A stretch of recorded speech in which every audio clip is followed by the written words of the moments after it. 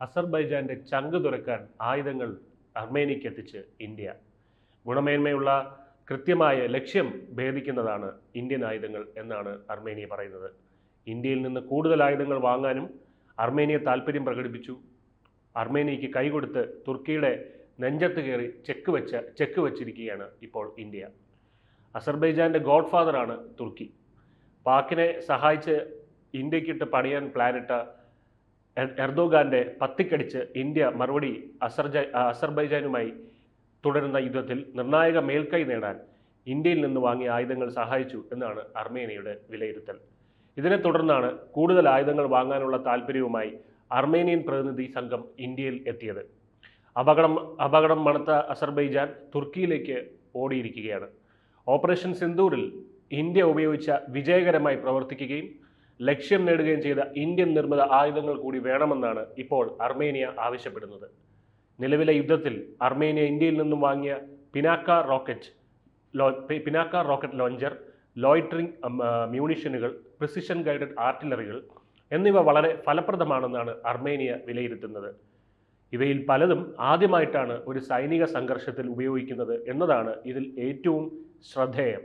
ഇതിൽ നിന്ന് വാങ്ങുന്ന ആയുധങ്ങളുടെ കാര്യക്ഷമതയിൽ മാത്രമല്ല അർമേനിയ തൃപ്തി പ്രകടിപ്പിച്ചത്, പകരം ആയുധങ്ങൾ ഉപയോഗിക്കാനുള്ള പരിശീലനത്തിലും കച്ചവടത്തിന് ശേഷമുള്ള ഇന്ത്യൻ പ്രതിരോധ കമ്പനികളുടെ പിന്തുണയിലും അർമേനിയ സംതൃപ്തരാണ്. അസർബൈജാനുമായുള്ള യുദ്ധത്തെ തുടർന്ന് വിലക്കുറവും ഗുണമേന്മയുമുള്ള ആയുധങ്ങൾക്ക് വേണ്ടിയുള്ള അന്വേഷണമാണ് അർമേനിയയെ ഇന്ത്യയിലെത്തിച്ചത്. മുമ്പ് സഖ്യരാജ്യമായ റഷ്യയിൽ നിന്നാണ് അവർ ആയുധങ്ങൾ വാങ്ങിയിരുന്നത്. എന്നാൽ യുക്രൈനുമായിട്ടുള്ള യുദ്ധം തുടരുന്ന റഷ്യയ്ക്ക് ആവശ്യമായ ആയുധങ്ങൾ വിതരണം ചെയ്യാൻ സാധിക്കാതെ വന്നപ്പോഴാണ് അവർ ഇന്ത്യയുടെ സഹായം തേടിയത്. ഇന്ത്യ ഉദാരമായി സഹായിക്കുകയും ചെയ്തു. ഇതോടെ ആഗോള ആയുധ വ്യാപാരത്തിൽ ഇന്ത്യ ഒരു നിർണായക ശക്തിയായി തന്നെ മാറി. അർമേനിയയുടെ ഭൗമ സാഹചര്യത്തിൽ ഇന്ത്യൻ ആയുധങ്ങൾ മികച്ച പ്രകടനം കാഴ്ചവെച്ചതോടെ മറ്റു രാജ്യങ്ങളിൽ നിന്നും ഇന്ത്യയിലേക്ക് അന്വേഷണങ്ങൾ വരുന്നുണ്ട്.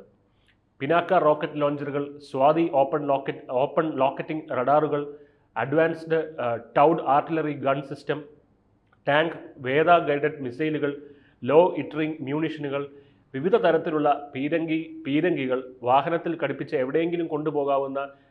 എവിടെ വേണോ കൊണ്ടുപോകാവുന്ന 150 mm മൗണ്ടഡ് ഗൺ സിസ്റ്റം, ഇവയാണ് അർമേനിയ ഇന്ത്യയിൽ നിന്ന് വാങ്ങുന്നത്. നിലവിൽ മിക്കതും അസർബൈജാനെതിരായ ആക്രമണത്തിലാണ് അർമേനിയ ഉപയോഗിക്കുന്നത്. യുദ്ധത്തിൽ അസർബൈജാന്റെ കണക്കുകൂട്ടലുകളെ ഇന്ത്യൻ ആയുധങ്ങളുടെ പ്രഹരശേഷി തകർത്തു കളഞ്ഞു എന്നാണ് റിപ്പോർട്ടുകൾ വരുന്നത്. ഇന്ത്യൻ ആയുധങ്ങളെ വില കുറഞ്ഞ ഗുണമേന്മയില്ലാത്തവ എന്നാണ് അസർബൈജാൻ കരുതിയിരുന്നത്. എന്നാൽ അവയുടെ മാരക പ്രഹരത്തിൽ അസർബൈജാൻ പലപ്പോഴും യുദ്ധതന്ത്രത്തിൽ മാറ്റം വരുത്താൻ നിർബന്ധിതരായി എന്നാണ് റിപ്പോർട്ടുകൾ. അർമേനിയയും അസർബൈജാനും തമ്മിലുള്ള യുദ്ധം ഇന്ത്യക്ക് പ്രതിരോധ ആയുധ വിപണിയിൽ വലിയ സാധ്യതകളാണ് തുറന്നു നൽകിയത്. പഴയ സോവിയറ്റ് യൂണിയൻ രാജ്യങ്ങൾ ഇന്ത്യയിൽ നിന്ന് ആയുധങ്ങൾ വാങ്ങാൻ താൽപ്പര്യം പ്രകടിപ്പിച്ചിട്ടുണ്ട്. മാത്രമല്ല, നാറ്റോ സഖ്യത്തിലെ രാജ്യങ്ങളും ഇന്ത്യയിൽ നിന്ന് ആർട്ടിലറി ഷെല്ലുകൾ വാങ്ങാൻ തയ്യാറെടുക്കുന്നു. അസർബൈജാനിൽ നിന്ന് എണ്ണയും വാതകവും ഇറക്കുമതി ചെയ്യുന്ന പ്രധാന രാജ്യമാണ് തുർക്കി. തുർക്കിയുടെ പ്രധാന നിക്ഷേപമാണ് അസർബൈജാൻ. അസർബൈജാനും അർമേനിയയും തമ്മിലുള്ള സംഘർഷത്തിൽ തുർക്കിയുടെ നിലപാടിനൊപ്പമാണ് പാകിസ്ഥാൻ എന്നതും ശ്രദ്ധേയമാണ്. ശത്രുക്കളാൽ ചുറ്റപ്പെട്ട് കിടക്കുന്ന അർമേനിയയ്ക്ക് കൈ കൊടുത്തിരിക്കുന്നത് ഇന്ത്യയാണ്. അർമേനിയ ഇന്ത്യയിൽ നിന്ന് പലതവണ ആയുധങ്ങൾ വാങ്ങിയിട്ടുണ്ട്. ആയുധങ്ങൾ വിന്യസിച്ചിരിക്കുന്ന സ്ഥാനങ്ങൾ കൃത്യമായി നിർണ്ണയിക്കാൻ കഴിയുന്ന ഇന്ത്യയുടെ 4 സ്വാതി റഡാറുകൾ അർമേനിയ 2020 വാങ്ങിയിരുന്നു. ഇതിന് പുറമെ കഴിഞ്ഞ 2022 സെപ്റ്റംബറിൽ ഇന്ത്യയുടെ മൾട്ടി ബാരൽ റോക്കറ്റ് ലോഞ്ചറുകളായിട്ടുള്ള പിനാകയും ടാങ്കുകൾ കണ്ടെത്തി നശിപ്പിക്കാൻ കഴിയുന്ന കോൺകോർ മിസൈലുകളും അർമേനിയ വാങ്ങിയിരുന്നു. ഇന്ത്യയും അർമേനിയയും തമ്മിലുള്ള വളർന്നു വരുന്ന പ്രതിരോധ സഹകരണം തുർക്കി അസർബൈജാൻ കൂട്ടരെ നന്നായി ചൊടിപ്പിക്കുന്നുണ്ട്. ഇത് മാറിക്കൊണ്ടിരിക്കുന്ന ഭൗമരാഷ്ട്രീയ ചലനാത്മകതയെ അടിവരയിടുന്നു. ഇരു രാജ്യങ്ങളും അവരുടെ തന്ത്രപരമായിട്ടുള്ള സ്വാധീനം വികസിപ്പിക്കാൻ ശ്രമിക്കുന്നു.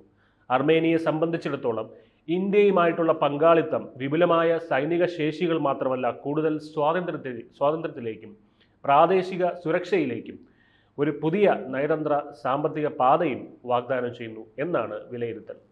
അർമേനിയെ സഹായിക്കുന്ന ഇന്ത്യൻ നിലപാടിനോട് ഇടഞ്ഞാണ് എർദോഗാൻ. ഇന്ത്യൻ നയതന്ത്ര ബന്ധങ്ങളിൽ പുറത്തു നിന്നുള്ളവർ തലയിടണ്ട എന്ന മറുപടിയാണ് തുർക്കിക്ക് ഇന്ത്യ നൽകിയിരിക്കുന്നത്.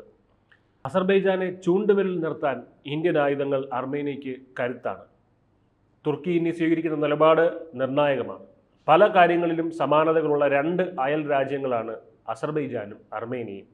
ഇരു രാജ്യങ്ങൾക്കും തൊട്ടടുത്തുള്ളത് ജോർജിയയും ഇറാനും തുർക്കിയും. ഇതിനു പുറമെ റഷ്യയും അതിർത്തി പങ്കിടുന്നുണ്ട്.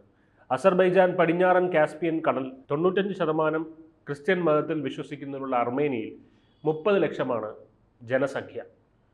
അസർബൈജാനിൽ 1 കോടിയാണ് ജനസംഖ്യ. ഇതിൽ 99% മുസ്ലിങ്ങൾ. മുൻ സോവിയറ്റ് രാജ്യങ്ങൾ തമ്മിലുള്ള സംഘർഷത്തിൽ റഷ്യയ്ക്ക് റോളുമുണ്ട്, താല്പര്യവുമുണ്ട്.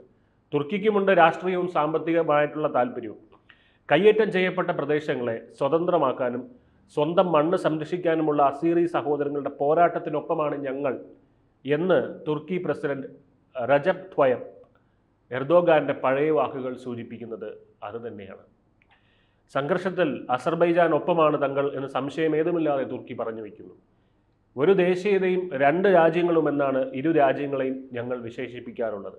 അവിടെ നടക്കുന്നത് എന്തും, അതായത് അസർബൈജാനിൽ നടക്കുന്നത് എന്തും ഞങ്ങളെയും ആശങ്കപ്പെടുത്തുന്ന കാര്യമാണ്. തുർക്കി പലതവണയായി വ്യക്തമാക്കിയതാണ്. തുർക്കിയുടെ പിന്തുണ അസർബൈജാൻ കരുത്താണ്.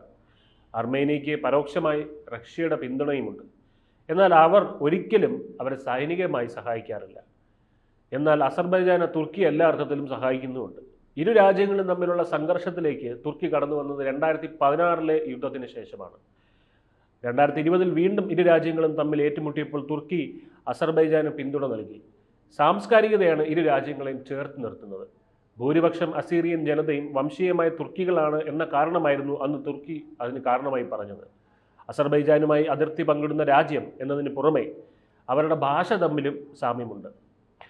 തുർക്കിയിൽ നിന്നും ഇസ്രയേലിൽ നിന്നും അസർബൈജാന് ആയുധ സഹായം ലഭിക്കുന്നു. 2020 സംഘർഷത്തിൽ അത്യാധുനിക ഡ്രോണുകളടക്കം വലിയ അളവിൽ ആയുധ സഹായം അസർബൈജാന് തുർക്കി നൽകി. അന്ന് വെടിനിർത്തൽ പ്രഖ്യാപിക്കുന്ന ഉടമ്പടി ഉണ്ടാകുന്ന ഘട്ടത്തിൽ റഷ്യയുടെ മധ്യസ്ഥതയ്ക്ക് പുറമെ തുർക്കിയും രംഗത്ത് വന്നു. തുർക്കിയുടെ ആയുധങ്ങൾ അസർബൈജാന് വലിയ അനുഗ്രഹവുമായിരുന്നു. തുർക്കിയും അസർബൈജാനും ഇടയിൽ റോഡ് നിർമ്മിക്കാനും റഷ്യയുമായി ചേർന്ന് അവരുടെ സമാധാന വാഹക സംഘത്തെ അയക്കുമെന്നും തുർക്കി ഉറപ്പ് നൽകി. സിറിയൻ സൈനികരെ തുർക്കി അർമേനിയക്കെതിരെ പോരാടാൻ ലഭ്യമാക്കുന്നു എന്നും ആരോപണമുണ്ട്. എന്നാൽ ഇത് അസർബൈജാനും തുർക്കിയും നിഷേധിക്കുകയാണ് ചെയ്യുന്നത്. ഇവിടേക്കാണ് ഇപ്പോൾ ഇന്ത്യയുടെ രംഗപ്രവേശം ഉണ്ടായിരിക്കുന്നത്. ഇന്ത്യ നൽകിയിരിക്കുന്ന ആയുധങ്ങൾ ഇപ്പോൾ അർമേനിയയ്ക്ക് വലിയൊരു കരുത്ത് തന്നെ ആയിരിക്കുകയാണ്. ഇത് ആഗോള രാഷ്ട്രീയത്തിൽ തന്നെ ഒരു മാറ്റമുണ്ടാക്കും എന്ന് പ്രതീക്ഷിക്കാം. അർമേനിയയ്ക്ക് ഇന്ത്യയോടൊപ്പം ചേർന്ന് തുർക്കിക്കും അസർബൈജാനുമെതിരെ ഈ പോരാട്ടം തുടരുന്നതിൽ ഒരു വലിയ ശക്തിയായി ഇന്ത്യ പുറകെ ഉണ്ടായിരിക്കും, ഇന്ത്യ പിന്നിലുണ്ടായിരിക്കും എന്ന് തന്നെ നമുക്ക് പ്രതീക്ഷിക്കാം.